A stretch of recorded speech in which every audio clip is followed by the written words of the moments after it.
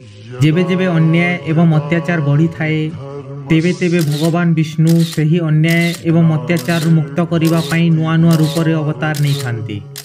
सही परि जेते बेले एही कलिजुग रे मध्य अन्याय अत्याचार एवं पाप बढ़ी जीव भगवान विष्णु तांकर दशम एवं शेष रूप कल्कि अवतारे आसी एही पृथ्वी को पापरु मुक्त करिवे।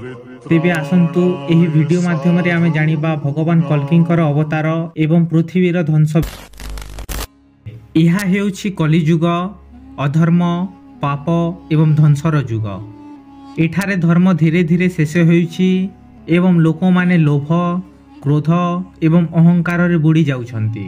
जेतेबेले पाप तार शीर्ष सीमा को पहुंचीब सेतेबेले हेब कल्कि अवतारर उदय। धर्म ग्रंथ रे कुहा जाई अछि पृथ्वी को बंचाइबा पई भगवान विष्णु पुणी थरे जन्म नेबे।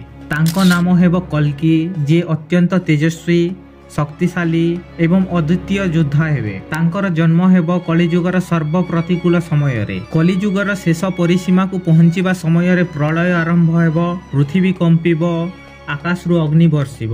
एहा सेही समय हेब जेउथिरे पृथ्वी रे केवल पापी माने रहिबे। कल्कि तांको हाथ रे दिव्य तलवार नै अधर्मर नाश करिबा पई आगकु बढ़िबे। तांको शत्रु हेबे कलिजुगर राक्षस माने जेउ माने हेबे पाप एवं ध्वंसर प्रतीक।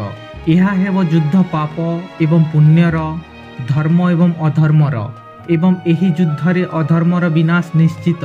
कल्कि अवतार परे पृथ्वी पुणी थरे शुद्ध हेब कलिजुगर शेष हेब एवं सत्य युगर आरंभ हेब। यह हेब एक नूतन दुनियार जन्म जेउठारे प्रेम शांति एवं धर्म राज करिवो। यह थिला कल्कि अवतार एवं पृथ्वी ध्वंसर कहानी।